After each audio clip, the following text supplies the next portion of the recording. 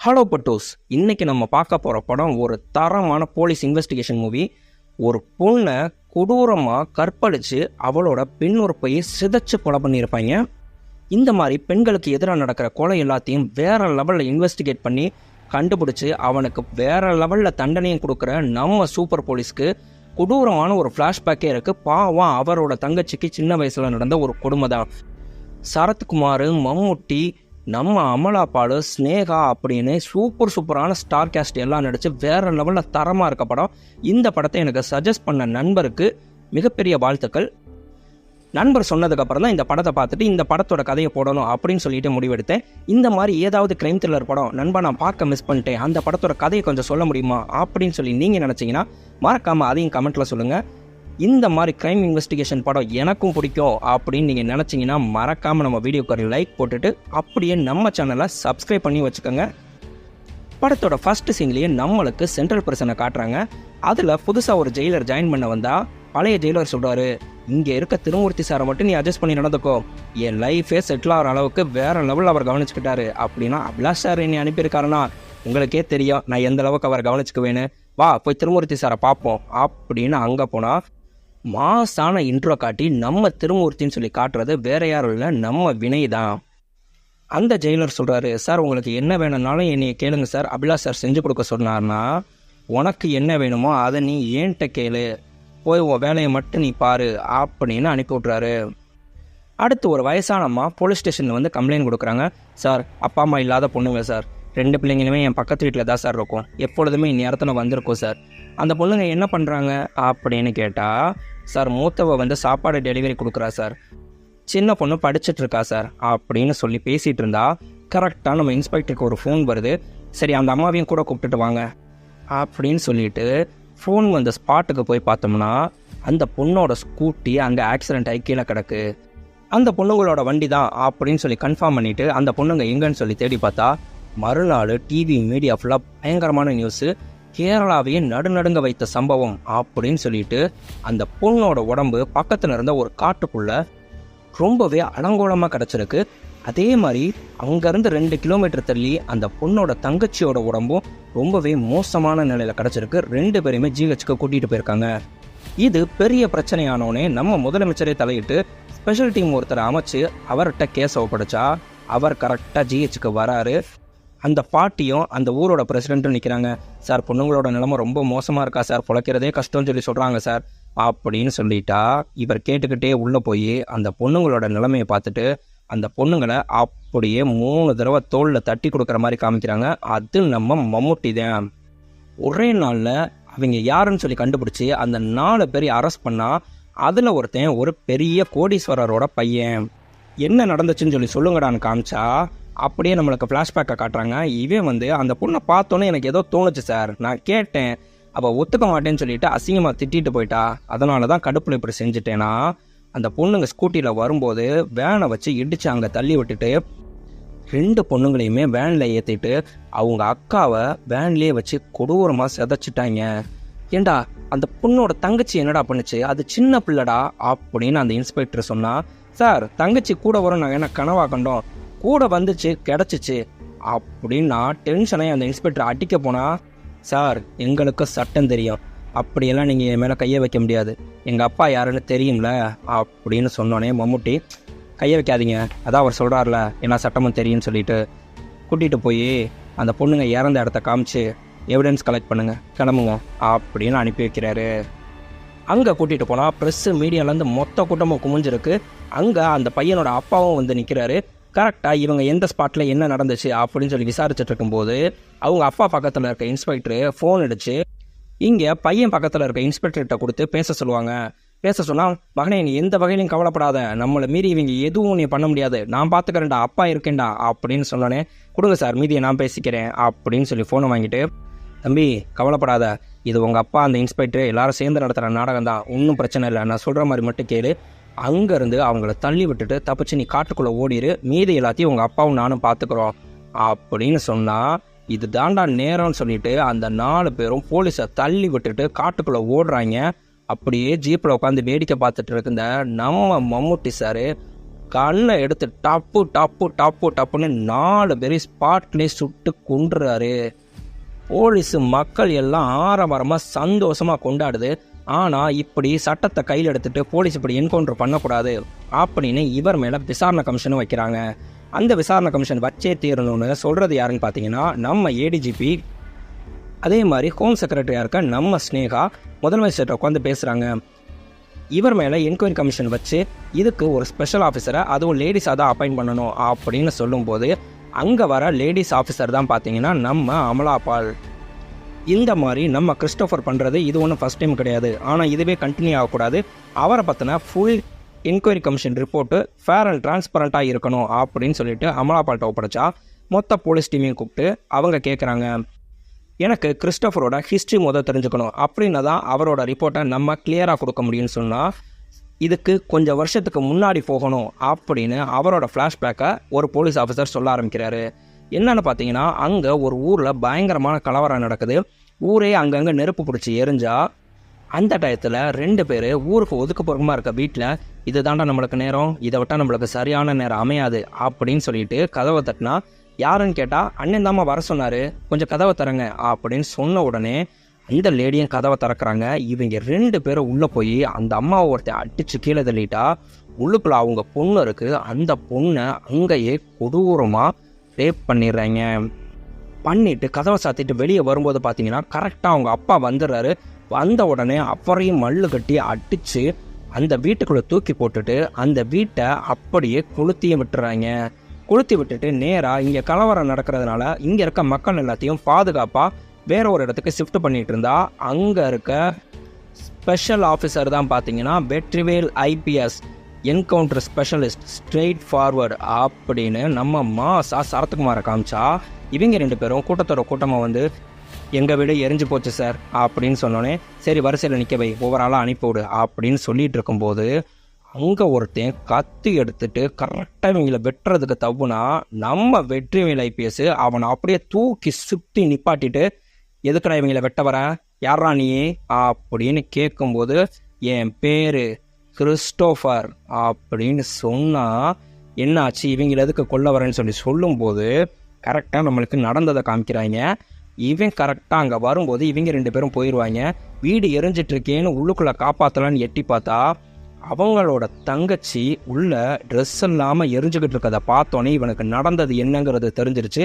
அதனால இவங்களை இங்கே வெட்டுறதுக்கு வந்தா அப்படியே நம்ம சரத்குமார் தோளில் 3 தடவை தட்டி கொடுக்குறாரு. இதை பார்த்தோன்னே இவங்க 2 பேரும் தெரிச்சு ஓட போனால் 2 பேரையும் ஸ்பாட்லேயே என்கவுண்டர் பண்ணிடுறாரு. அதே ஸ்டைல் தான் நம்ம கிறிஸ்டோஃபர் இப்போ தோளில் தட்டி கொடுக்குறது. யாருமே இல்லாத கிறிஸ்டோஃபரை நம்ம வெற்றிவேல் சார் தான் பார்த்தீங்கன்னா படிக்க வச்சு அவரையும் போலீஸ் டிபார்ட்மெண்ட்லேயே சேர்த்து விட்ருப்பாரு. அவரோட ஃபஸ்ட்டு போஸ்டிங்கே மத்திய பிரதேஷில் பீஜாப்பூர் டிஸ்ட்ரிக்கு. அந்த ஊரில் இருக்க மலைவாழ் மக்களை பார்த்தீங்கன்னா குறைஞ்சது ஒரு நாளைக்கு 5 பேரையாவது அவங்க தூக்கிட்டு போய் ரேப் பண்ணி கொள்கிறாங்க. கரெக்டாக அப்படி தூக்கிட்டு போகும்போது அங்கே போஸ்டிங் ஆகி வர்ற நம்ம கிறிஸ்டோஃபர் பார்த்தீங்கன்னா இறங்கின உடனே யோசிக்காமல் 50 பேர் என்கவுண்ட்ரு. அந்த ஊரில் எவன்னா பொண்ணுங்க மேலே கையை வைக்கிறானோ என்கொயரியே கிடையாது, என்கவுண்ட்ரு தான். அடுத்து பார்த்தீங்கன்னா நம்ம கலெக்டர் ஸ்னேகா போலீஸ்க்கு ஸ்பெஷல் மீட்டிங் வச்சு நம்ம கிறிஸ்டோஃபரே வர சொல்லியிருப்பாங்க. என்னன்னு சொல்லி பார்த்தீங்கன்னா, ஒரு ஃபாரஸ்ட் ஏரியாவில் தொடர்ந்து ஆக்சிடென்ட் நடந்துகிட்ருக்கு. அந்த ஆக்சிடெண்ட்டில் இருக்க யாருமே உயிர் பிழைக்கவில்லை. இது வரைக்கும் 37 ஆக்சிடென்ட் நடந்திருக்கு. 64க்கும் மேலே உள்ளவங்க இறந்தும் போயிருக்காங்க. அவங்க எல்லாருமே போஸ்ட்மார்ட்டம் ரிப்போர்ட்டில் பார்க்கும்போது பார்த்தீங்கன்னா சாப்பாடு செரிமானமாகாத உணவு இருந்திருக்குன்னா அவங்க நியர்பையில் எங்கேயோ சாப்பிட்டுட்டு போகும்போது தான் இந்த மாதிரி விஷயத்த பிளான் பண்ணுறாங்க. அப்படின்னா பக்கத்தில் இருக்க தாபா தான். அங்கே சாப்பிட்டுட்டு போகிறவங்கள தான் இவங்க நோட் பண்ணி இந்த மாதிரி பண்ணிகிட்ருக்காங்கன்னு சொல்லி தெரிஞ்சு ஒரு ATM வேனில் நாங்கள் கேஷ் லோட் பண்ணுற மாதிரி போகிறோம். ஏன் கூட 2 ஆஃபீஸர்ஸ் வரணும்னா CI Karthik and inspector Vadivukkarasi அப்படின்னு 2 பேரை கூட்டிகிட்டு போகிறாங்க. வடிவுக்கரசி மேடம், நீங்கள் வெப்பன்ஸ் ஹேண்டில் பண்ணுறதுலாம் எக்ஸ்பர்ட் சார், நீங்கள் கவலையப்பட வேணான்னா கரெக்டாக ATMல லோட் பண்ணுற மாதிரி அங்கே போய் தாபாவில் சாப்பிட்டுட்டு அங்கேருந்து ஃபோன் பண்ணி பேசுகிறாங்க. நாங்கள் நேராக திருநெல்வேலிக்கு போகிறோம், கேஷை லோட் பண்ணிவிட்டு நான் காலையில் வந்துடுவேம்மா அப்படின்னு பேசிட்டு கரெக்டாக கிளம்பி போனால் இவங்க எதிர்பார்த்த மாதிரியே இவங்க கிளம்புறப்போ ஒரு 2 வீலர் கிளம்பி போகுது. கொஞ்ச நேரத்தில் அந்த 2 வீலர் போய் சிக்னல் கொடுத்தோடனே எதுக்கு ஒரு லாரி வந்தால் அந்த லாரி இவங்களை அப்படியே இடித்து மலையிலேருந்து உருட்டி விட்டுருது. இவங்க பிளான் பண்ணி சேஃப்டியான ATM வேணுங்கிறதுனால இவங்களுக்கு எந்த அடி இல்லாமல் இறங்குனா பயங்கரமான கன் ஃபைட்டு. அவங்க எல்லாரையுமே டக்கு டக்கு டக்குன்னு போட்டு தள்ளினா இதோட முடிவில் நம்ம கார்த்திக் சார் மட்டும் இறந்து போயிடுறாரு.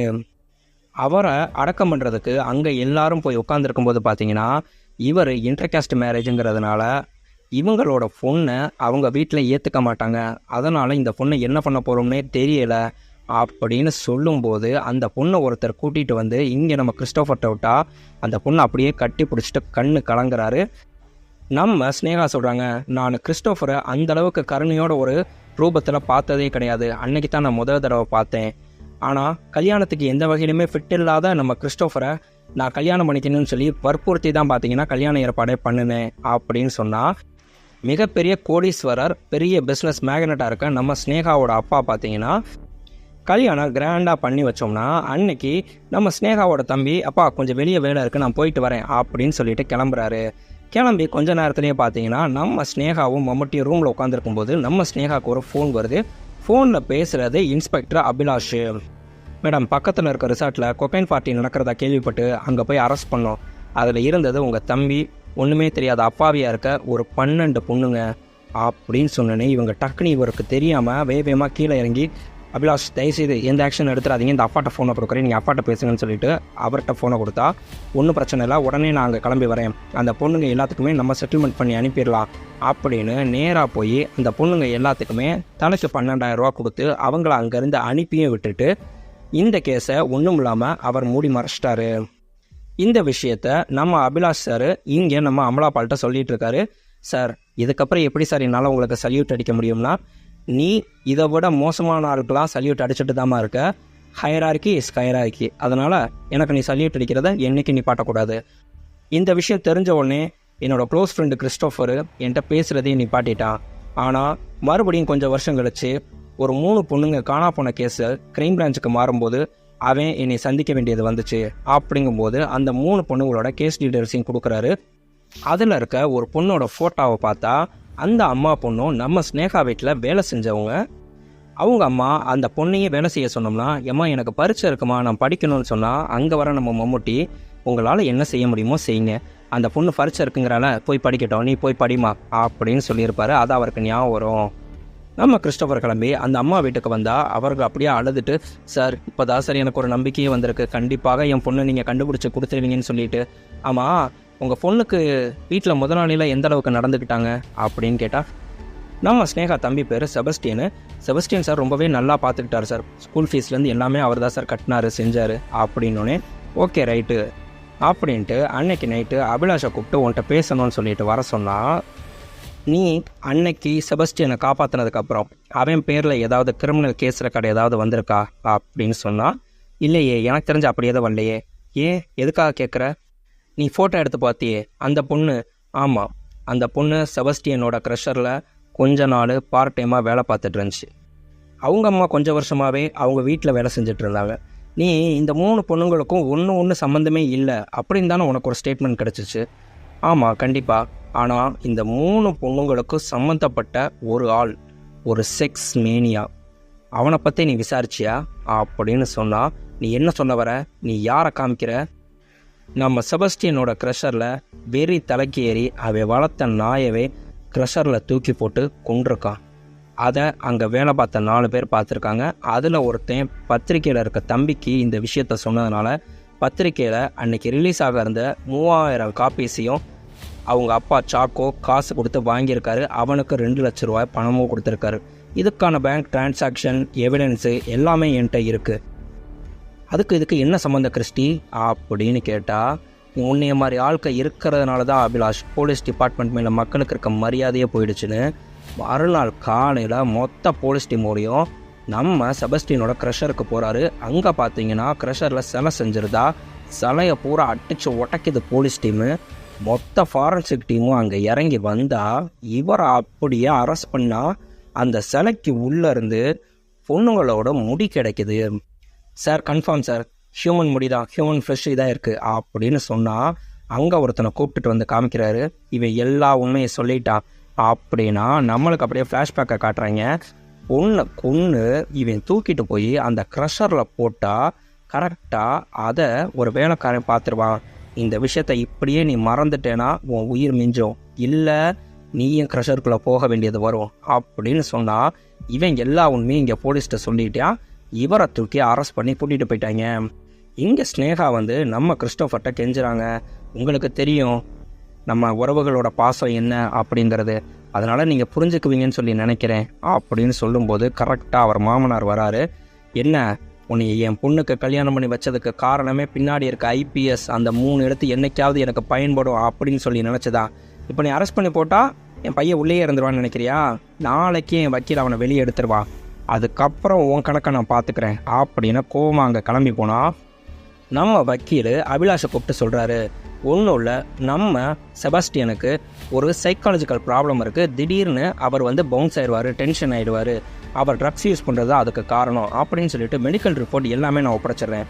அங்கே நீங்கள் இன்வெஸ்டிகேஷன்லேருந்து கூட்டிகிட்டு வரும்போது பப்ளிக் முன்னாடியும் ப்ரெஸ் முன்னாடியும் அவர் அப்படி எமோஷன் ஆகி போலீஸ்லாம் வயலண்ட்டாக கொஞ்சம் தாக்குற மாதிரி மட்டும் அவருக்கு நீங்கள் சொல்லிடுங்க, மற்றதெல்லாம் நான் பார்த்துக்கிறேன் அப்படின்னு சொல்லி அபிலாஷ்ட சொல்லி கூட்டிகிட்டு போயிருப்பார். அதே மாதிரி மொத்த ப்ரெஸ்ஸு மீடியா மக்கள் எல்லாம் குமிஞ்சிருக்காங்க. நம்ம செபாஸ்டியனை கூட்டிகிட்டு வர்றதுக்காக வெயிட் பண்ணிகிட்டு இருந்தா அங்கே இருக்க நம்ம அந்த வேலை பார்த்த சைனிங்கிற பொண்ணோட அம்மா நம்ம கிறிஸ்டோஃபர் சாரை பார்த்து கையை காமிச்சா, வாங்க அப்படின்னு கூப்பிட்டா அவங்க வந்து அப்படியே கண்ணு கலங்கி அழுகிறாங்க. சார் என் பொண்ணை உயிரோடு காப்பாற்றிடுவீங்கன்னு பார்த்தேன், அந்த பாவி இப்படி கொண்டுட்டானே சார், செஞ்சுட்டானே சார்னா நீங்கள் ஒன்றும் கவலைப்படாதீங்க, செய்யாதீங்க அப்படின்னு தோளில் தட்டி கொடுக்கும்போது கரெக்டாக நம்ம செபாஸ்டியனை இங்கே வெளியே கூட்டிகிட்டு வராங்க. அந்த அம்மா கோவமாக போய் அவனை அடிக்க போனால் அவன் அங்கே இருக்க போலீஸ் எல்லாத்தையுமே பிடிச்சி தள்ளி விட்டுட்டு வயலண்ட்டாக பிஹேவ் பண்ணிகிட்டு இருக்கான். அந்த அம்மா கிட்டக்க வரும்போது அந்த அம்மாவையும் ஓங்கி எட்டி உதச்சிட்டு பக்கத்தில் போலீஸ் கையில் இருந்த துப்பாக்கியை தூக்கி அதில் இருந்த கத்தியை வச்சு குத்தி அந்த அம்மாவை கொல்ல போனால் அவ்வளவுதான். நம்ம கிறிஸ்டோஃபர் வழக்கம் போல் துப்பாக்கி எடுத்து பப்ளிக் முன்னாடியே அவரை டப்புன்னு போட்டு தள்ளிடுறாரு. அவ்வளவுதான், அதோட அவரோட எல்லாத்தையுமே இழந்துட்டாரு. அவரோட ஒய்ஃப் ஸ்னேகாவும் பார்த்தீங்கன்னா அவங்கள விட்டு பிரிஞ்சுட்டாங்க. தனிமையில் இருந்த அவருக்கு இருந்த ஒரே ஆறுதல் அந்த ஏடிஎம் மிஷினில் போகும்போது இறந்து போனார் இல்லையா இஸ்மாயில்னு, அவரோட பொண்ணு ஆமினா தான். 5 வருஷ கேஸ்க்கு அப்புறம் பார்த்தீங்கன்னா அவர் மறுபடியும் டியூட்டியில் ஜாயின் பண்ணாலும் அவரை லா அண்ட் ஆர்டர்லேருந்து ஒதுக்கி வச்சுருந்தாங்க. ஆனால் 1 வருஷத்துக்கு முன்னாடி தான் பார்த்தீங்கன்னா க்ரைம் அகென்ஸ்ட் விமன் அப்படிங்கிற டீமுக்கு இவரை கொண்டு வந்தாங்க. கொண்டு வந்த கொஞ்ச நாள்லேயே பார்த்தீங்கன்னா இப்படி ஆயிடுச்சு அப்படின்னு சொல்கிறாங்க. நம்ம கிறிஸ்டோஃபரை வாட்ச் பண்ணுறதுக்கு இவங்க ஃபுல் போலீஸ் டீமையுமே அங்கங்கே மப்டியில் நிற்க வச்சுருப்பாங்க. அப்படி இருக்கும்போது அங்கேருந்து ஒருத்தர் ஃபோன் அடிக்கிறாரு, மேடம் இன்றைக்கி கிறிஸ்டோஃபர் வீட்டுக்கு 2 கெஸ்ட்டு வந்திருக்காங்க. ஒன்று ஆக்டிவிஸ்ட் லாயர் அமினா மேடம், அவங்க கூட வந்திருக்குது நம்ம ரிட்டையர்டு பிடபிள்யூ இன்ஜினியர் மேடம். உங்களுக்கு ஞாபகம் இருக்கா, அவரோட பொண்ணுக்கு தான் போன வாரம் பெட்ரோல் அட்டாக் நடந்துச்சு அப்படின்னா. ஆமாம், அவங்க கூட ரொம்ப சீரியஸாக இருக்காங்க இல்லையா அப்படின்னா இங்கே வந்து சொல்கிறாங்க, சார் என் பொண்ணு உங்களை தான் சார் கடைசியாக பார்க்கணும்னு சொல்லி ஆசைப்பட்றா, ஏன் என்னாச்சு அப்படின்னு கேட்கும்போது நம்மளுக்கு ஃப்ளாஷ்பேக்கை காமிச்சா அந்த பொண்ணு அவங்க அப்பா அம்மாட்ட சொல்லிட்டு கரெக்டாக வெளியே கிளம்பும்போது வண்டியில் வந்தவன் அங்கே பெட்ரோல் அவங்க மேலே ஊற்றி அவங்க அப்பா அம்மா கண்ணு முன்னாடியே டக்குன்னு நெருப்பை கொளுத்திட்டு அங்கேருந்து கிளம்பி போயிடுறான். உடம்பு ஃபுல்லாக எரிஞ்சு போய் ரொம்பவே சீரியஸான கண்டிஷனில் அவங்க ஹாஸ்பிட்டலில் இருக்கும்போது அவங்க பார்க்கணுன்னு ஆசைப்படுறது நம்ம கிறிஸ்டோஃபர் சாரை தானே. இவர் அப்படியே அங்கே ஃபீல் பண்ணிட்டு போனால் அவங்க தேங்க்ஸ் சார் அப்படின்னு ஒரு வார்த்தை சொல்கிறாங்க. என்னாச்சு அப்படின்னு யோசிச்சா இவர் ஒரு பேட்டியில் சொல்லியிருப்பார், பொண்ணுங்க எப்பொழுதுமே தைரியமாக உங்களுக்கு பிடிக்கலை நோன்னு சொல்லி சொன்னால் நோன்னு நீங்கள் நேரடியாக சொல்லுங்கள் அப்படின்னு சொல்லியிருப்பார். அதை நினச்சிட்டு சார் நீங்கள் சொன்ன மாதிரி முடியலை பிடிக்கலைன்னா நோன்னு சொல்லிட்டு சொல்கிற தைரியம் எங்களுக்கு கிடையாது சார், சொன்னால் என் நிலமை தான் சார் அந்த பொண்ணுங்களுக்குன்னு சொன்னால் இவர் அப்படியே கண்ணு கலங்கி அழுதுட்டு வழக்கம் போல் அந்த பொண்ணு தோல்லையும் 3 தடவை தட்டி கொடுக்குறாரு. மனுஷன் தட்டி கொடுத்தாலே சோழி முடிஞ்சிடா அப்படின்னு வேற லெவல் பிஜிஎம்ல அவரை காமிச்சா அடுத்து இங்கே வீட்டுக்கு வராரு. அம்மா அமலாபால் இப்போ அந்த பொண்ணை பார்த்துட்டு வந்திருக்காருன்னா அந்த பொண்ணை இந்த நிலைமைக்கு ஆளாக்கனவே என்ன ஆவானே தெரியாது, அதனால் அவரை ஃபுல் அண்ட் ஃபுல் ஃபாலோ பண்ணுங்கள், அவர் வீட்டிலேருந்து எங்கேயுமே வெளியே போகக்கூடாது அப்படின்னு சொல்லிட்டு ஃபாலோ பண்ணிகிட்டு இருந்தா இவங்களுக்கே தெரியாமல் அவர் கோவாக்கே கிளம்பி போயிடுறாரு. ஏர்போர்ட்டில் அவரை பார்த்துட்டு இவங்க ஃபாலோ பண்ணி கோவாக்கு போயிருக்காருன்னொன்னே இங்கே ஏடிஜிபிக்கு ஃபோன் பண்ணுறாங்க, சார் அவர் கோவாக்கு போயிருக்காரு சார், அவன் உயிருக்கே ஆபத்து சார் அப்படின்னா. அந்த கேஸில் தான் அவங்க அப்பா அம்மா சொன்ன சாட்சி அந்தளவுக்கு கிளியர் இல்லைன்னு சொல்லியாச்சுலம்மா, அப்புறம் ஏன் நீ கவலைப்படுற. அதே மாதிரி அவர் சஸ்பெண்ட் ஆகிருக்க போலீஸு அவர் எங்கே வேணாலும் போகலாம், இது நீ பெருசாக எடுத்துக்காத அப்படின்னு சொல்லும்போது பார்த்தீங்கன்னா மறுநாள் ப்ரெஸ்ஸு மீடியா ஃபுல்லாக ஒரு நியூஸு, அந்த பொண்ணை அந்த நிலைமைக்கு ஆளாக்கின அக்யூஸ்ட் பார்த்தீங்கன்னா கோவாவில் எரிஞ்சு கறிக்கட்டையாக கிடக்கிறான் அப்படின்னே மீடியா பப்ளிக் எல்லாருமே இதை செஞ்சது கிறிஸ்டோஃபர் சார் தானே அவருக்கு வாழ்த்துக்கள் சொல்லிட்டு இருந்தா. இங்கே சிஎம்லேருந்து ஏடிஜிபிலேருந்து எல்லாரும் டென்ஷனாக இருக்காங்க. இவருக்கு ஸ்பெஷல் மீட்டிங் வச்சு அங்கே வர சொன்னால் பப்ளிக் என்ன இவருக்கு ஆதரவாக இருந்தால் போலீஸு செம்ம கடுப்பில் இருக்குது. உள்ளே வந்தோன்னே கேட்குறாங்க, இதை செஞ்சது நீங்கள் தானே கிறிஸ்டோஃபர் அப்படின்னு கேட்டால், சார் எனக்கு இதுக்கு சம்மந்தமே இல்லை, நான் அங்கே கோவாவுக்கு ஒரு ஃபங்க்ஷனுக்கு போனேன், அவ்வளவுதான். அதுக்காக அவள் யார் என்னன்னே தெரியாது, அவள் இறந்ததுக்கு நான் எப்படி சார் பொறுப்பாக முடியும்னா, நீங்கள் தானே அந்த பொண்ணை கடைசியாக போய் பார்த்தீங்க. ஆமாம் சார், அந்த பொண்ணை என்னை பார்க்கணும்னு ஆசைப்பட்டாங்க, நான் போய் பார்த்தேன், இதில் என்ன தப்பு இருக்குது சார்? போலீஸ் இன்பாக்ஸுக்கு வர மெசேஜில் 80% மெசேஜ் இவரை பற்றி தான் சார். இவரை மறுபடியும் சர்வீஸ்க்கு கொண்டு வரணும், முக்கியமான கேஸ்லாம் கிறிஸ்டோஃபர் சாரே விசாரிக்கணும் சார், போலீஸோட மாரலே இவரால் கெட்டு போகுது சார் அப்படின்னு சொன்னோன்னே நம்ம கிறிஸ்டோஃபர் கையில் இருக்க ரிப்போர்ட் ஒன்று நம்ம சிஎம்கிட்ட கொடுக்குறாரு. சார் ப்ளீஸ் அதை கொஞ்சம் படித்து பாருங்கன்னா, கோர்ட்டோட ரெக்கார்ட் படி அவங்களுக்கு இருக்க 2 பெரிய பிரச்சனை என்னன்னு சொல்லி பார்த்தீங்கன்னா, 10,000க்கு மேற்பட்ட கிரிமினல் கேஸ் வந்து பெண்டிங்கில் இருக்குது. அதே மாதிரி பணபலத்தாலையும் பதவி பலத்தாலையும் எவ்வளவோ பெரிய பெரிய தப்பு பண்ணுற கிரிமினல்ஸ்லாம் தப்பிச்சு போகிறாங்க அப்படின்னு சொல்லியிருக்கு. சார் இவர் சொல்கிறார் இல்லையா, மொத்தம் 182 ஐபிஎஸ் ஆஃபீஸர்ஸ் இருக்கும்போது என் ஒருத்தருக்கு மட்டும் இந்த அளவுக்கு மக்கள் ரெக்கமெண்ட் பண்ணுறாங்க அப்படின்னா நான் அதை பெருமைப்படலை சார். போலீஸ் டிபார்ட்மெண்ட்டை நினச்சி நான் அசிங்கப்படுறேன். ஏன்னா எல்லாருமே நல்லவங்க அப்படின்னு சொல்லி தான் சார் மக்கள் நினைக்கணும். அதுதான் சார் போலீஸ் டிபார்ட்மெண்ட்டுக்கு பெருமைங்கிறாரு. சார் யார் காரணமாக இருந்தாலும் அந்த பினுவோட மரணம் ஏற்றுக்கொள்ள வேண்டியது தான் சார். பாவம் அந்த பொண்ணு கண்ணை மூடுறதுக்கு முன்னாடி அவளுக்கு நியாயம் கிடச்சிருச்சு அப்படிங்கிற நிம்மதியோடையாவது கண்ணை மூடட்டும் சார், நான் வரேன் சார் அப்படின்னு கிளம்புனா, நம்மளுக்கு அப்படியே ஃப்ளாஷ்பேக்கை லைட்டாக காமிச்சா இவர் அங்கே போய் கன் பாயிண்டில் அவனை அப்படியே பெட்ரோல் ஊற்றி நெருப்பு வச்சு கொளுத்திட்டு வந்திருப்பார். அடுத்து இவரை பார்க்க இங்கே ஆமினா வந்திருந்தா, இதுக்கு நானும் ஒரு காரணமாயிட்டேன், கண்டிப்பாக நீங்கள் செஞ்சது தப்பு கிறிஸ்டி, நான் இப்போ வந்தது இன்னொரு முக்கியமான விஷயத்தை பற்றி பேச அப்படின்னு சொல்லிட்டு ஒரு விஷயத்த சொல்கிறாங்க. இதுக்கப்புறம் பார்த்தீங்கன்னா படம் வேறு லெவலில் சூடு பிடிக்கும். ஏன்னா இவங்க கொண்டு வந்திருக்க பிரச்சனை நம்ம திருமூர்த்தியை பற்றி. நம்ம ஆமினா இங்கே கிறிஸ்டோஃபர் கேட்குறாங்க, உங்களுக்கு நம்ம சீதாராமன் திருமூர்த்தியை பற்றி தெரியுமா அப்படின்னா, ஆமாம் மிகப்பெரிய பிஸ்னஸ்மேனில் அவங்க ஒய்ஃப் கூட ரீசெண்டாக இப்போ இறந்து போயிட்டாங்கன்னு சொல்லி கேள்விப்பட்டேன். ஆமாம் உண்மைதான், ஆனால் அவங்க இறந்து போகிறதுக்கு 2 நாளைக்கு முன்னாடி தான் வந்து பார்த்தேன்னா என்னை மீட் பண்ணிட்டு போனாங்க.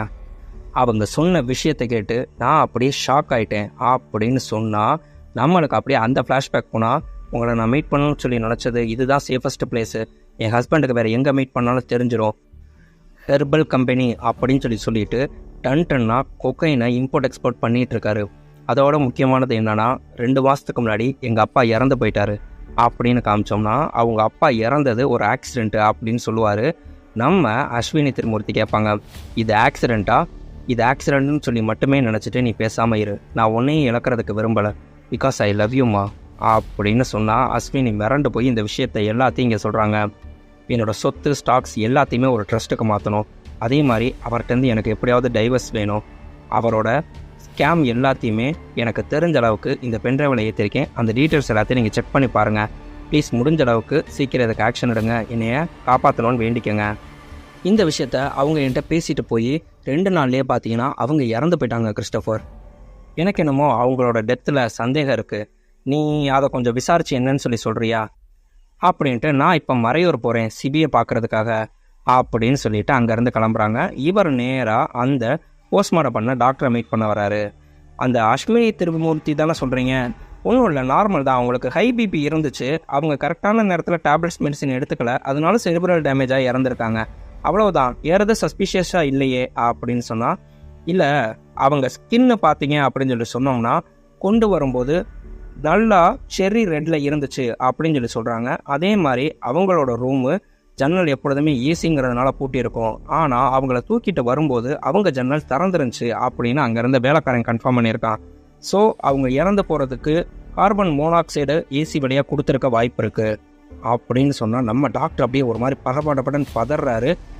ஓகே தேங்க்யூ, எனக்கு இது கொஞ்சம் லைட்டாக டவுட்டாக தான் இருந்துச்சு, அதை கன்ஃபார்ம் பண்ணுறதுக்கு தான் உங்கள்கிட்ட கேட்டேன், உங்கள் எக்ஸ்பிரஷன்லேயே தெரிஞ்சிருச்சு இதுதான் உண்மைங்கிறது, நான் பார்த்துக்கிறேன் இனிமே அப்படின்னு அங்கேருந்து கிளம்புனா, மறுநாள் நம்ம கிறிஸ்டோஃபருக்கு ஒரு ஃபோன் வருது.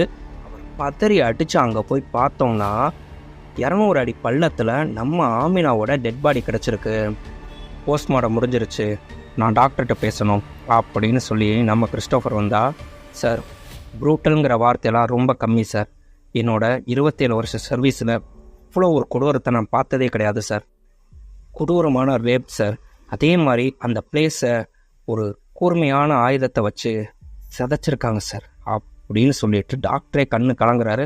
இதை கேட்டு அப்படியே கிறிஸ்டி அழுதுட்டு, ஓகே, பாடியை நான் ஹேண்ட் ஓவர் வாங்கிக்கிறேன் அப்படின்னு சொல்லி அங்கேருந்து வாங்கிட்டு கிளம்பிடுறாரு. நம்ம கிறிஸ்டோஃபருக்கு இருந்த ஒரே ஆறுதல் ஆமினா தான். தன்னோட சொந்த பொண்ணு மாதிரி நினச்சி தான் ஆமினாவை வளர்த்துட்டு இருந்திருப்பார். அவங்கள சின்ன வயசுலேருந்து படிக்க வச்சது செஞ்சதுலேருந்து இவருக்கு கேக் வெட்டி கொண்டாடுறது, வீட்டில் சந்தோஷமாக இருக்கிறதுலேருந்து எல்லா விஷயமும் ஆமினாவை தான் பார்த்துட்ருப்பாங்க. அவங்க இறந்துட்டாங்கங்கிறத இவரால் தாங்கவே முடியலை. நம்ம அமலாபால் தான் ஸ்பெஷல் இன்வெஸ்டிகேஷனாக இந்த கேஸை எடுத்திருப்பாங்க. இவங்களோட டீமில் கோட்ரக்கன் அப்படிங்கிற இன்ஸ்பெக்டரே இருப்பார். இந்த கேஸை நம்ம சீக்கிரம் கண்டுபிடிச்சே ஆகணும். ஏன்னா நம்ம கிறிஸ்டோஃபர் சாருக்கு இவங்க பொண்ணு மாதிரி, அதனால் அவர் தலையிடுறதுக்கு முன்னாடி இந்த கேஸை நம்ம முடிச்சாகணும்னா நம்ம கோட்ரக்கன் சொல்கிறாரு. ஊர் ஃபுல்லாக பொண்ணு மாதிரிங்கிறாரு. உண்மையிலேயே பொண்ணு மாதிரியோ எந்த மாதிரியோ அப்படின்னு சொன்னால் நம்ம அமலாபால் தான் சுலேகா. நம்ம சுலேகா டென்ஷன் ஆகி, கோட்ரக்கன் வார்த்தையை வர்றதுக்கு முன்னாடி யோசிச்சுட்டு வருங்க அப்படின்னு சத்தம் போடுறாங்க. கரெக்டாக இவங்களை பார்க்கறதுக்காக நம்ம கிறிஸ்டோஃபர் வந்திருக்காருன்னா, சரி நீங்கள் மீட் பண்ண வருவீங்கன்னு சொல்லி தெரியும். ப்ளீஸ் சார், நம்ம சிஎம்லேருந்து எல்லாருக்குமே தெரியும் அமீனாக்கும் உங்களுக்கு இருந்த பாண்டிங் என்னங்கிறது. எல்லாருமே பயப்படுறது என்னென்னா, நீங்கள் இந்த கேஸில் இன்வால்வ் ஆனால் என்ன ஆகுமோங்கிறது தான். நான் டேரெக்டாக இந்த கேஸை ஃபுல்லாகவே இன்வெஸ்டிகேட் பண்ணி பார்த்துக்கிறேன் சார், நீங்கள் கவலைப்படாமல் இருங்க சார் அப்படின்னு சொல்லும்போது, சிபிஐ கூப்பிட்டு என்கொயரி பண்ணணும் அப்படின்னா அவன் சின்ன பையன், ஆஸ்மா பேஷண்ட் வேறு. சார் ஒன்றும் பிரச்சனை இல்லை சார், எந்த பிரச்சனையும் இல்லாமல் நான் அவனை அழகாக பார்த்து நீட்டாக என்கொயரி பண்ணிவிட்டு அனுப்பி விட்றேன் சார் அப்படின்னு சொன்னால், இங்கே சிபி அவங்களோட அக்கா 2 பேருக்குமே பார்த்தீங்கன்னா நம்ம கிறிஸ்டோஃபர் தான் பணம் கொடுத்து அவங்கள பார்த்துட்ருப்பாரு. ஆனால் அவங்கள பொறுத்தளவுக்கு இவங்களுக்கு பணம் கொடுக்குறது ஃபுல்லாக ஆமினா அப்படின்னு சொல்லிட்டு தான் நினச்சிட்ருப்பாங்க. அந்த பொண்ணு வீணாட்ட சொல்லிட்டு போகிறாரு. சிபிஐ சும்மா ஃபார்மாலிட்டிக்கு தான் கூட்டிகிட்டு போகிறாங்க, என்கொயரி பண்ணிவிட்டு அனுப்பிடுவாங்க, நீ தைரியமாயிரு அப்படின்னு சொல்லிட்டு போனால், ஆனால் நம்ம கோட்ரக்கன்னு சிபிஐ போட்டு அடின்னு அடித்து, ஏண்டா உங்கள் அக்கா வயசு உள்ள பொண்ணை கெடுத்து நீ செஞ்சுருக்க அப்படின்னு அடித்து உடம்பு பூரா காயத்தோட ஹாஸ்பிட்டலில் அட்மிட் பண்ணியிருந்தா, அங்கே நம்ம கிறிஸ்டோஃபர் வராரு. சார் நீங்கள் சொன்னதை நம்பி தானே சார் அனுப்பணும், இப்போயுமே நீங்கள் ஃபோன் அடித்து சொன்னதுனால விடலை சார். அன்னைக்கு ஆமினா வந்தப்போ உண்மையிலே என்ன நடந்துச்சு, எத்தனை மணிக்கு அவள் கிளம்புனா அப்படின்னு சொல்லி விசாரிக்கிறாரு. அன்னைக்கு ஆமினா இவங்களுக்கு பர்த்டேன்னு சொல்லி கேக் வெட்டி கொண்டாடிட்டு அங்கேருந்து கிளம்பி போகிறப்ப பஸ் ஸ்டாப் வரைக்கும் போனாங்க. அதுக்கப்புறம் எங்கே போனாங்கன்னு சொல்லிட்டு தெரியாது அப்படின்னு அந்த சிபி சொல்கிறான். அங்கே பஸ் ஸ்டாப்பிங்கில் இருக்க டீ கடையில் போய் விசாரிச்சா, இங்கே மாரிமுத்துங்கிறவன் தான் ரெகுலராக பஸ் ஏறுவான், ஆனால் அவன் ஒரு 2-3 நாளாக மார்க்கெட்டுக்கு போகலையே, என்னன்னு தெரியலை அப்படின்னா, அவன் வீடு எங்கே இருக்குன்னா அந்த தெரியுதுல்ல சார் மலைக்கு மேலே, அங்கே ஒரு தனியாக கொட்டகை மாதிரி போட்டிருக்கு இல்லையா, அதுதான் சார் அவன் வீடு அப்படின்னு சொன்னோன்னே இவர் நேராக மாரிமுத்து வீட்டுக்கு போகிறாரு. ஜன்னல் வழியாக இவரை பார்த்துட்டு அவன் தப்பிச்சேன் பொழைச்சேன்னு பின்னாடி வழியாக அப்படியே மலைக்குள்ளே ஓடி போயிட்டான். இவர் வீட்டுக்குள்ளே போய் பார்த்தா அடுப்பெல்லாம் எரிஞ்சிட்டு இருக்கு, பக்கத்தில் ஏதோ எவிடன்ஸ் எல்லாம் போட்டு எரிச்சிருக்கான். அப்படின்னா இப்போ தான் இங்கேருந்து தப்பிச்சு போயிருக்கான்னு சொல்லிட்டு நம்ம சுலேகாவுக்கு ஃபோன் அடிக்கிறாரு. அங்கே சுலேகா கோட்ரைக்கன்னு மொத்த டீம் இறங்குது. சுலேகா கேட்குறாங்க, இப்படி ஒரு சஸ்பெக்ட் இருக்கும்போது நீங்கள் ஏன் இன்டர்லிஸ்ட்லேயே சொல்லலை, யார் மேலேயாவது சந்தேகம் இருந்தால் கூட்டிகிட்டு வர சொன்னேன்ல அப்படின்னு கோட்ரைக்கன்னு கேட்டால், மேடம் அதெல்லாம் சம்மந்தமே இல்லை மேடம், இருக்கடமே தெரியாமல் இவன் வாழ்ந்துட்டு இருப்பாங்க செய்வான் அப்படின்னு சொன்னால், அவர் அங்கேருந்து கிளம்பி போகிறப்ப ஒரு ஃபோன் பேசிகிட்டே போகிறாரு. சுற்றி இருக்க எல்லா செக் போஸ்ட்லையுமே ஆள் போடுங்க, இவன் எங்கே போகிறாங்கிறது எனக்கு உடனே இன்ஃபார்ம் பண்ணுங்க அப்படின்னு சொன்னால், அவன் லாரியில் தப்பிச்சு போயிட்டுருக்கான். அங்கே லாரி ஓனர்கிட்ட, எப்பா ஊரை விட்டு நான் வெளியே போனோடனே உனக்கு தேவையான அப்புறம் தான் கரெக்டாக அனுப்பி விட்றேன் செய்கிறேன் அப்படின்ட்டு ஒரு தாவாவில் போய் உட்காந்து சாப்பிட்டா, கரெக்டாக அங்கே நம்ம கிறிஸ்டோஃபர் வந்துடுறாரு. அஃபரை பார்த்தோன்னே இவன் தெரிச்சு ஓடுறான். அவனை விரட்டி பிடிச்சி அடித்து நம்ம சுலேகாவுக்கு ஃபோன் அடித்து வர சொல்கிறாரு. அங்கே சுலேகா கோட்ரைக்கன் எல்லாருமே டீமோடு வந்தால் சுலேகாட்ட அவனை ஒப்படைச்சிட்டு சொல்கிறாரு, இவனை பிடிக்கும்போது இவன் பேக்கில் 10 லட்ச ரூபா இருந்துச்சு, இவனுக்கு யாரோ பணம் கொடுத்துருக்காங்க, அதனால் இவனோட இன்வெஸ்டிகேஷனை நிப்பாட்டிட வேணாம். அதே மாதிரி நம்ம டீமில் இருக்கிறதுலே ஒரு கரப்டட் ஆஃபீஸர் உங்கள் டீமுக்குள்ளே எப்படி வந்தான், கொஞ்சம் விசாரித்தா நல்லது. நம்மளோட நெட்வொர்க்கை வச்சு பார்த்தா இவனை ஈஸியாக நீங்களே பிடிச்சிருக்கலாம், அப்படி பிடிக்கணுன்னா உங்களை யாரோ மிஸ்லீட் பண்ணுறாங்க, கொஞ்சம் கவனமாயிருங்க அப்படின்னா. ரொம்ப தேங்க்ஸ் சார்னா.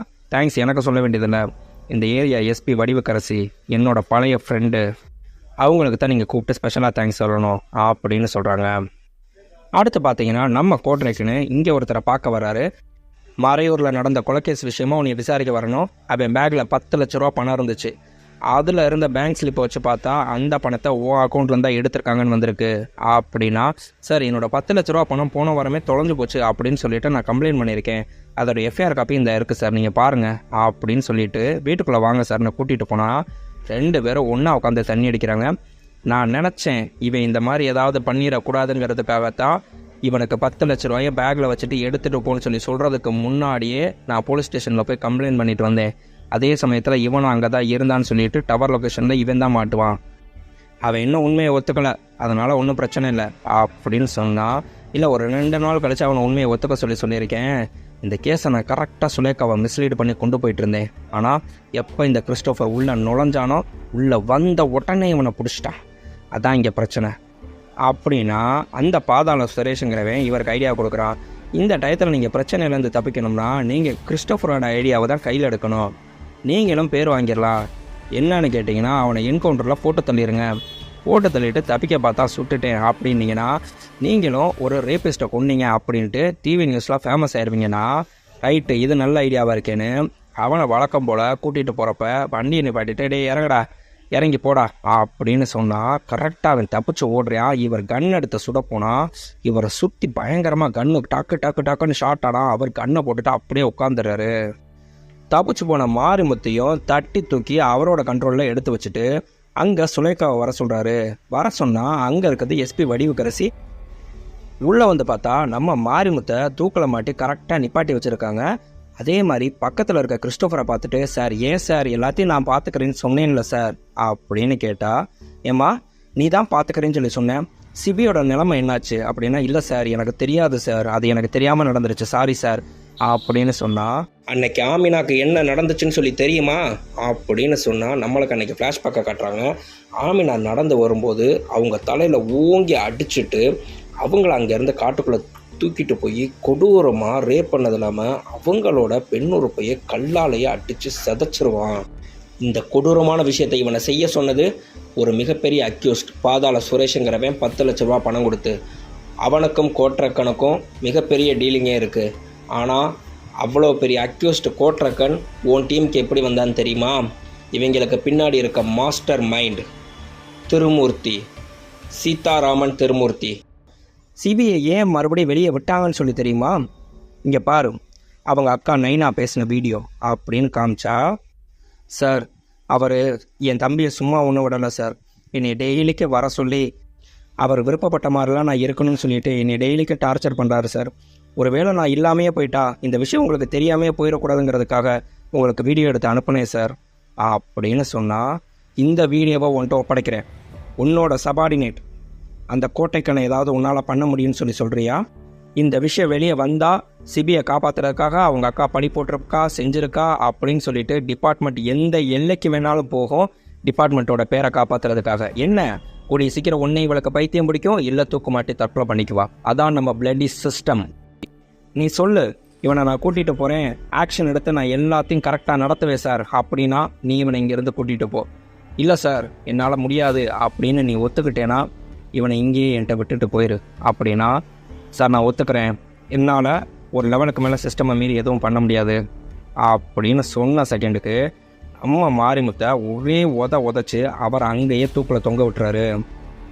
நம்ம சீதாராமன் திருமூர்த்தியை கிறிஸ்டோஃபர் நேர்லேயே பார்க்குறதுக்கு வந்தால் அவர் சொல்கிறாரு, என்ன ஆமினா கேஸ் விஷயமா தானே, என் ஒய்ஃப் எவ்வளோ தூரம் சொல்லியும் கேட்காம ஆமினாவை பார்க்க போனேன், அவள் இறந்து போயிட்டா. அடுத்து ஆமினா உங்களை பார்க்க வந்தா, அவளும் இறந்து போயிட்டா. தற்கொலையாக இருக்குது கொலையாக இருக்குன்னா காரணம் என்னன்னு யோசிக்கலாம். ரேப்புக்கு காரணம் ரேப் மட்டும்தானே, அதனால் நீங்கள் என்கிட்ட நெருங்க முடியாது கிறிஸ்டோஃபர். அதே மாதிரி உங்ககிட்ட மற்றவங்க மாதிரி இன்வெஸ்டிகேஷனில் மாட்டிட்டு ஆயுதம் இல்லாமல் நிற்கிற மத்தாள் மாதிரி என்னை நினச்சாதீங்க. நான் திருமூர்த்தி அப்படின்னா நம்மால் மாசா சொல்கிறாரு, ஏய் கன்னுக்கும் புல்லட்டுக்கும் என்னடா தெரியும் திருமூர்த்தின்னு, ட்ரிக்கரை அழுத்துனா புல்லட் உள்ள பாயும், உன்னை அவ்வளோ ஈஸியாக விட்டுருவீங்களான்னு நினைக்காத அப்படின்னு அங்கேருந்து கிளம்புறாரு. இங்கே நம்ம கோட்டைக்குன்னு நேராக நம்ம திருமூர்த்தியை பார்க்க வந்தால், இப்போ மாரிமுத்தை காணோம், அவன் கிறிஸ்டோஃபர் கஸ்டடியில் இருந்தாலும் கண்டிப்பாக நம்மளுக்கு தான் பிரச்சனை. அடுத்து வர்றது யார்கிட்ட வருவானா, நம்ம பாதாள சுரேஷ்ட தான் வருவான்னு சொன்னால், இவர் ஒரு கன்னை கொடுத்து நீ பாதாள சுரேஷை போட்டு தள்ளிடு, அவன் சாயங்காலம் இன்றைக்கி வந்து அப்ஸ்காண்ட் ஆகிறதுக்காக வருவான், உன்னை மீட் பண்ண சொல்லியிருக்கேன், அவனை அங்கேயே வச்சு முடிச்சிருன்னு சொல்லிட்டு அனுப்பி விட்டா, நம்ம சுரேஷ் இங்கே கோட்டைக்கனை பார்க்க வரும்போது கரெக்டாக கன் எடுத்துகிட்டு சுட போனால் அவர் கையிலையே இங்கே கிறிஸ்டோஃபர் ஷூட் பண்ணால் அவர் அரண்டு போய் நிற்கிறாரு. கோட்டைக்கன் நெத்தி பொட்டில் கன்னை வச்சு இவனை கொல்ல சொன்னது யார் அப்படின்னு கேட்டால், திருமூர்த்தி தான் கொல்ல சொன்னான் அப்படின்னு சொன்ன செகண்டுக்கு டக்குன்னு கன்னை வச்சு நெத்தி பொட்டிலே போட்டு நம்ம கோட்டைக்கனை போட்டு தள்ளிட்டு அடுத்து இந்த பக்கம் சுரேஷ் பக்கம் திரும்புகிறாரு. உனக்கு 2 ஆப்ஷன், நீ திருமூர்த்தியை இந்த கன்னை வச்சு போட்டு தள்ளணும், இல்லையா நான் உன்னை இங்கேயே சுட்டு தள்ளிடுவேன். எனக்கு தேவை திருமூர்த்தி தான், எனக்கு இடையில எந்த பிரச்சனையும் கிடையாது. நீ அவனை போட்டு தள்ளிட்டேன்னா யூ வில் பி ஃப்ரீ, நீ போய்கிட்டே இருக்கலாம். அப்படின்னு சொன்னால் என்னைய கொல்ல ஆள் அனுப்புன அந்த திருமூர்த்தியை நான் போட்டு தள்ளிய தீர்வேல கன் எடுத்துகிட்டு கிளம்புறாரு. அங்கே போய் நம்ம திருமூர்த்தியை ஷூட் பண்ணலான்னு சொல்லி நினச்சா திருமூர்த்தி ஜஸ்ட் மிஸ்ஸில் அதே கண்ணை வாங்கி இவரை நெத்தி பொட்டில் வச்சு போட்டு தள்ளினா உள்ளுக்குள்ளே மொத்த போலீஸ் டீமும் வருது. திருமூர்த்தி மிரண்டு போய் நின்னா அங்கே வர ஏடிஜிபி சொல்கிறாரு, நீ இவனை ஹையர் பண்ணி கோட்டரைக்கனை காலி பண்ண சொன்ன, கோட்டரைக்கனை கொண்டுட்டு அடுத்து நீ இவனையும் கொண்டுட்ட, இப்போ கையங்களவமாக மாட்டிக்கிட்டேன்னு சொல்லிட்டு அரெஸ்ட் பண்ணி கூட்டிகிட்டு போனால் அங்கே நம்ம கிறிஸ்டோஃபர் சொல்கிறாரு, நீ நினைக்கிற ஏடிஜிபி மாதிரி கிடையாது, இவர் யாருக்கும் வில போகாத நேர்மையான ஆள், வேறு வழியே இல்லை, நீ உள்ளே போய்த்தான் ஆகணும்னா வெல் பிளே கிறிஸ்டோஃபர், ஆனால் இதோடு இது முடிஞ்சு போயிடாது அப்படின்னு சொல்லிட்டு உள்ளே போகிறாரு. அதனால தான் இப்போ நம்ம திருமூர்த்தி ஜெயிலுக்குள்ளேயே இருக்கிறத காமிக்கிறாங்க. அதே மாதிரி இவர் வெளியே நடத்துகிற என்கவுண்டர்லேருந்து இவரை பற்றி வர்ற எல்லா நியூஸையுமே அவர் ஒன்று ஒன்றா பேப்பரை கலெக்ட் பண்ணி வச்சுக்கிட்டே இருக்காரு. அவனை போட்டு தள்ளியே ஆகணும் அப்படின்னு இப்போ இருக்க ஏடிஜிபிட்ட அவர் பேசிகிட்டு இருந்தா, ஒரு ரிப்போர்ட் என்ன வருதுன்னு தெரிஞ்சுக்கலாம், அதுக்கப்புறம் நம்ம என்ன வேணாலும் அவனை பண்ணிக்கலாம் அப்படின்னு சொல்லி வெயிட் பண்ணிட்டு இருந்தா, இங்கே நம்ம சுலேகா ரிப்போர்ட்டை ரெடி பண்ணிவிட்டு நம்ம ஹோம் மினிஸ்டராக இருக்க ஸ்னேகா கிட்ட கொண்டு போகிறாங்க. அவங்கள்ட்ட ரிப்போர்ட்டை ஒப்படைச்சா, இது என்ன ரிப்போர்ட்டை கொடுக்க சொன்னால் அவரோட பயோகிராஃபி எழுதிட்டு நிற்கிறீங்க அப்படின்னு சொன்னால், கிறிஸ்டோஃபர் சார் மாதிரி ஒருத்தரோட இன்வெஸ்டிகேஷன் ரிப்போர்ட்னா அதை அவரோட ஹிஸ்ட்ரியிலேருந்து தான் மேடம் எடுத்தாகணும், இதை பற்றி எல்லாரையும் விட உங்களுக்கு தான் மேடம் நிறையா தெரிஞ்சிருக்கணும், ஏன்னா அவரை விட்டுட்டு நீங்கள் போயிருக்கக்கூடாது மேடம் அப்படின்னு சொன்னால், என்ன தைரியம் இருந்தால் என்கிட்ட இவ்வளவு பர்சனலாக பேசுவேன், உனக்கு இந்த தைரியம் எங்கேருந்து வந்துச்சு அப்படின்னு கேட்கும்போது, 2001 மேடம் ஒரு ட்ரக் பார்ட்டியை உங்கள் தம்பி ஆர்கனைஸ் பண்ணப்போ அப்போ நடந்த க்ரைமை நீங்களும் உங்கள் அப்பாவும் சேர்ந்து மறைச்சிங்க, அதை நான் இந்த ரிப்போர்ட்டில் கொண்டு வரவே இல்லை. அப்போ அங்கே இருந்த அப்பாவி பொண்ணுங்க 12 பேருக்கு உங்கள் அப்பா தலைக்கு 12,000 ரூபா கொடுத்து வேற அனுப்பி விட்டாரு. இந்த விஷயத்தை எல்லாத்தையும் அங்கேருந்து பார்த்தது நம்ம அபிலாஷ் சார். அவருக்கு அங்கே இருந்த 12 பொண்ணுங்களில் யாரோட முகமே ஞாபகம் இல்லை மேடம், ஒருவேளை ஞாபகம் இருந்திருந்தா நான் யாருன்னு சொல்லி தெரிஞ்சிருக்கோம் அப்படின்னு சொன்னால் நம்ம ஸ்னேகா மிரண்டு போய் அப்படியே உட்காடுறாங்க. நான் இதை எமோஷனுக்காகவோ சென்டிமெண்ட்டுக்காகவோ சொல்லலை மேடம், அன்னைக்கு நான் கதறி அழுததை இன்ன வரைக்கும் என்னால் மறக்க முடியலை. எனக்கு தெரிஞ்சு நீங்கள் அவரை இன்னும் கொஞ்சம் நல்லா புரிஞ்சிருக்கலாம் மேடம் ஒரு பார்ட்னராக. நான் கிளம்புறேன் மேடம், இதுக்கு மேலே உங்கள் ரிப்போர்ட் தான் ஃபைனல் அப்படின்னு அங்கேருந்து கிளம்பிடுறாங்க. இங்கே நம்ம திருமூர்த்தியை பார்க்க அவங்களோட லாயர்ஸ் வந்திருந்தா அங்கேருந்து அவங்க ஃபோனை வாங்கி நம்ம ஏடிஜிபி அஸ்ரார்கிட்ட பேசுகிறாரு. சார், கிறிஸ்டோஃபருக்கு ஃபேவராக தான் ரிப்போர்ட் வந்திருக்கு, அதே மாதிரி சிஎம்க்கும் கிறிஸ்டோஃபர்கிட்ட ஒரு சாஃப்ட் கார்னர் இருக்குது, ஸோ நீங்கள் சொல்ல வர்றது மறுபடியும் கிறிஸ்டோஃபர் டியூட்டியில் ஜாயின் பண்ண போகிறான் அதானே?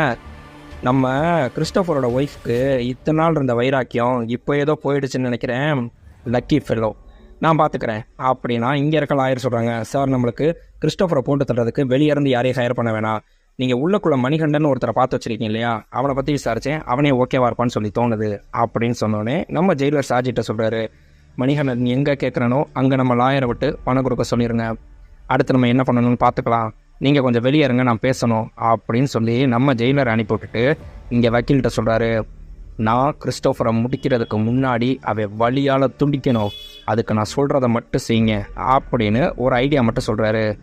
அதே மாதிரி கிறிஸ்டோஃபரை நான் நேருக்கு நேராக சந்திக்கணும் அப்படின்னு ஜெயிலர்கிட்ட சொன்னால், சார் கிறிஸ்டோஃபரை நான் சொன்னேன்னு சொல்லி சொல்லுங்கள், அவனுக்கு ஃபேஸ் டு ஃபேஸ் பேசுகிறதுனா ரொம்ப பிடிக்கும், வர சொல்லுங்கள்.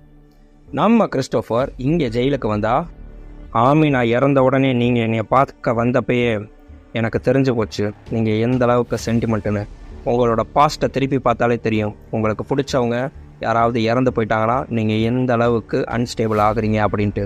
என் கண்ணை பாருங்கள், என் கண்ணில் எந்த வித எமோஷன், லவ், லாப் எதுவுமே இருக்காது, நத்திங் அப்படின்னு சொன்னால் சிரிச்சுட்டு நம்ம கிறிஸ்டோஃபர் சொல்கிறாரு, என் கண்ணை நீ உத்து பாரு, உனக்கு என்ன தெரியுதுன்னு சொல்லிட்டு.